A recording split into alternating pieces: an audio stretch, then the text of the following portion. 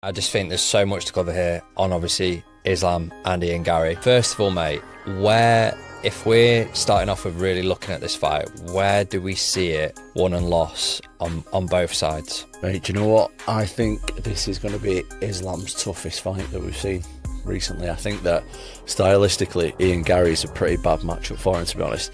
He's long, rangy, moves really well. You don't often see him getting taken down and held there. Super tall, super elusive, elite striking, judges the distance really well. He's young, he's fresh, he's not had loads of damage or anything like that. He's not got a lot of miles on the clock. But then we're talking about Islam Makhachev, mate. In my opinion, pound for pound number one, or in the argument at the minute for that. Once he gets hold of you, you're done. He's got that left head kick. People are saying, there's reports across the board that he's the strongest person that people have ever fought. Do you think Ian Garry has a shot? I think Ian has a real chance. If Ian Garry can get off sharp combinations early, he can stun him. He's fast as Yeah. everything's like, Gary's no joke, man. He's dangerous. He also dubbed Shavkat's knee. The bottom line about Islam is no one's able to get away from him. He gets a hold of you, you're at Fucksville. Very good standing up, and those mother don't play. But you know what? Let's talk about really right now what's upcoming, and the biggest news right now is the pound for pound king Islam Makhachev is back right now. And of course, Ali, and you know, this was a fight that I truly wanted, because never before have you seen the pound for pound and the former pound for pound that close in weight to where they can this fight actually makes sense. And unfortunately, the fight didn't come to fruition, but the UFC decided to go with Ian Garry. Ian Garry poses a different kind of challenge. He's long, he's ragey, he moves a lot. He's not one of those guys that's gonna no, he's not. There. He runs a lot. Yeah, well, he's not gonna one of these guys that's gonna stand there really and exchange shots, because obviously the danger in that, him getting clipped and potentially hurt. So this fight has been made. How did Islam feel about this fight? Was this necessarily the fight that he wanted? And how is preparation going for him? Listen, at the end of the day, I think after this fight, the UFC is going to regret they made this fight, in my opinion. And they're going to look at your fight was against Duplessis, how you win 5 rounds, was a world champion at middleweight. And he's a difficult guy to fight, but Islam can make it really easy work for him. But I'm telling you something. Islam is working so hard. I never see him working as hard, and he got a lot better than last time I saw him. And he's very motivated. And I think he's fighting a guy who runs a lot. Islam have to punch him in the chest, take him down, pass his guard, mount him. That's a great fight. You have Ian Garry, who's more of a counter fighter. He likes to control the void, be at distance from his opponent, where Islam Makhachev's very good about wrestling. He has a body kick, very good hands. So it's going to depend how he's going to be able to get to Ian Garry, and how is Ian Garry going to be able to move and negate the clash that needs to happen in the fight. So we'll see. On to trusting fighters who consistently show up with good fight IQ, good mindsets, and I do feel like I can never look at Islam and expect bad from him. I feel like he's always going to come with the right mindset, good fight IQ, and I'm expecting that in this fight. I don't want him to cater too much to the audience. I remember Mobzar doing that against Lerone Murphy like a fucking dweeb. Some of these guys, it actually actively gets me frustrated seeing people trying to cater to a certain style to entertain the masses. I understand it as a contender coming up. It might be a hot take for me saying this, especially what bothers me is that Islam has never had a boring fight in his life, maybe outside of the JDM fight. So that's what's the most concerning. So but in those fights, Islam didn't force himself to do stupid shit. You still fighting like Islam. Of course, this fight is going to be a little bit different from every one of his fights, because he's going to be coming forward, probably taking some counter shots, probably eating some counter punches, probably running into some obliques and some stomping kicks. But I do feel like Islam should go out there to win the fight at the end of the day. I don't want to see him go out there to have an entertaining fight or a fun fight. Be yourself. It'll come. You never had a boring fight in your life, barely. What is your percent rate at entertaining fights? 99. Keep it at that. But a lot of people are saying this fight's going to be pretty close, though. Garry Islam.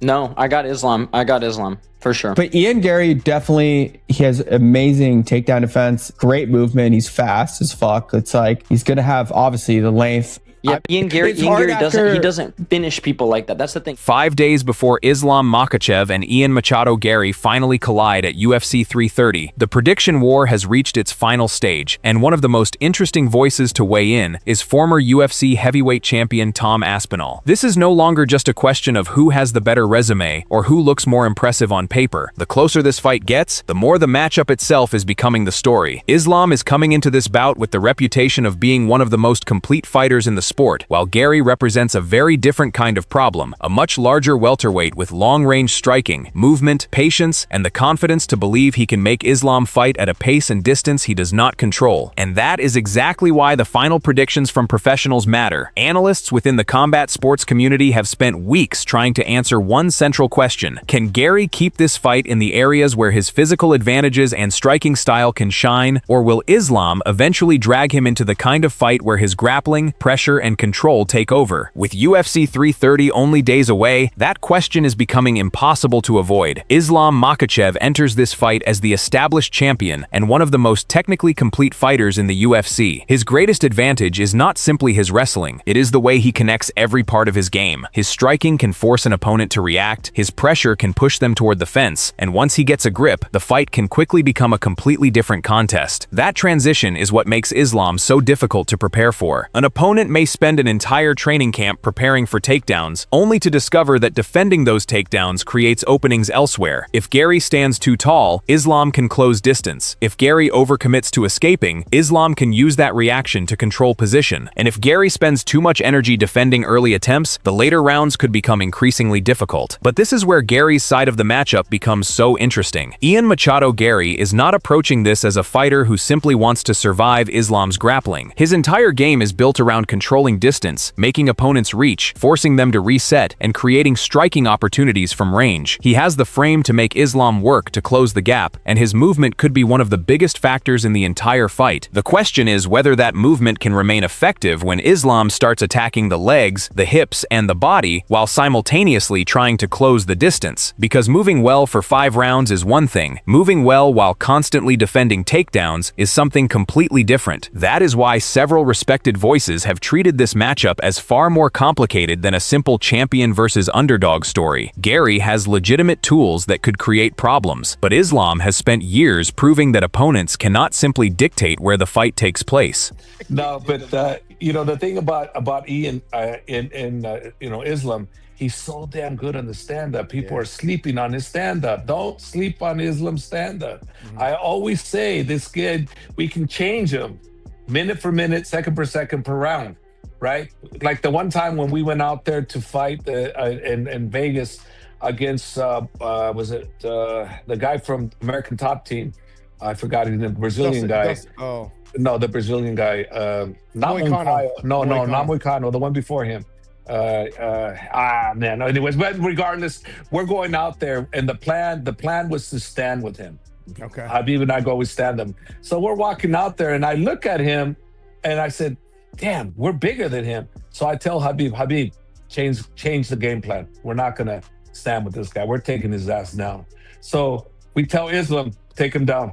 We go in there, what happens in the fight? Islam takes him down and destroys him. Yeah. Because I felt we were the bigger, stronger fighter. So I couldn't do that with any fighter. No. Could not do that with any fighter. I can't do it with Islam. And that's what... And then there is the physical dimension. Garry is the naturally bigger fighter in this matchup, and that matters. At welterweight, his height, reach, and ability to operate from the outside can make closing distance uncomfortable. If he can maintain that range, touch Islam with straight punches, attack the body, and immediately move before Islam can establish his preferred grips, the champion could be forced to spend more time chasing than controlling. That would be a very different fight from the one Islam normally wants. Garry's ideal scenario is not necessarily to stand in the pocket and trade. It is to make Islam repeatedly reset, touch him, move away, make him miss, punish the entry, and force the champion to think before committing. The longer that pattern continues, the more confidence Garry could gain. But there is an obvious danger. Every second Garry spends moving is also a second in which Islam is studying him, and Islam's ability to make adjustments is one of the most important parts of this fight. If Garry starts successfully denying the first wave of takedowns, Islam does not necessarily necessarily have to abandon his wrestling. He can change the timing. He can attack after punches. He can use the fence. He can make Garry defend repeatedly rather than searching for one spectacular takedown. That distinction could decide everything. A fighter does not need to land every takedown to benefit from wrestling pressure. Sometimes the threat itself changes the opponent's striking. It can make them hesitate before throwing combinations. It can force their feet into positions they do not want. It can make a fighter less willing to plant and attack. And against someone like Garry, who relies heavily on timing and distance, even a small disruption could be significant. There is also the question of cardio. If this fight remains mostly at long range, Garry could potentially settle into his rhythm, but if Islam repeatedly forces clinches, takedown attempts, scrambles, and fence exchanges, the physical cost begins to rise. That is where the fight could change dramatically after the first 2 rounds. The early minutes may actually tell us very little about the final outcome. Garry could look brilliant in the opening round simply because his speed, movement, and range are fresh. Islam could struggle to establish his hands immediately, but if Islam begins finding the body, cutting off exits, and forcing Garry into extended grappling sequences, the same movement that looks effortless early could become much more expensive later, and that is why the final professional predictions have been so interesting. The general sentiment among people who study the sport carefully is not that Garry has no chance. He clearly does. The real debate is whether his strengths can consistently survive against Islam's ability to change the nature of the fight.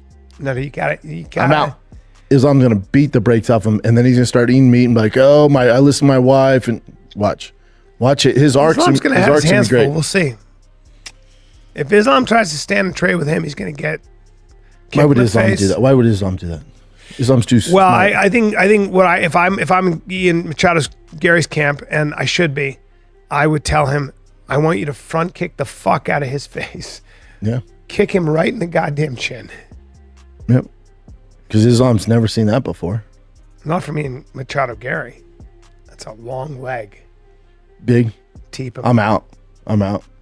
Him throwing those vegan up kicks, I'm out. Bop, bop, bop. Zesty up kicks. Long noodle arms. Shoom. All that energy in his face. Bop, bop, I'm out. Bop. Them zesty up kicks, I'm out. What does Islam do? Just grab his leg? Whatever he wants. What do you mean? Whatever he wants. Really? You got Islam 100% on this? I'm out. If you weren't out, I'm out. If he was a meat-eating guy who actually believed that a man should be a man with, a traditional man in the household. Yep. But he's not, so I can't. Who is your... What, Islam's going to submit him under 3. Under 3? Under 3. Minutes? Probably gets done. Rounds? 3 rounds. I'm out. Hard to deal with Islam. Keep him off you. Very tough. Especially against the cage, closes distance. And Brendan Allen, who trained with Ian, was like, I've grappled with him. He's like, hopefully he's gotten a lot better. He's like, because I'm not Islam. And yeah, I had my way with him. Who's Brendan Allen? Top I know. Yeah. 6 middleweight.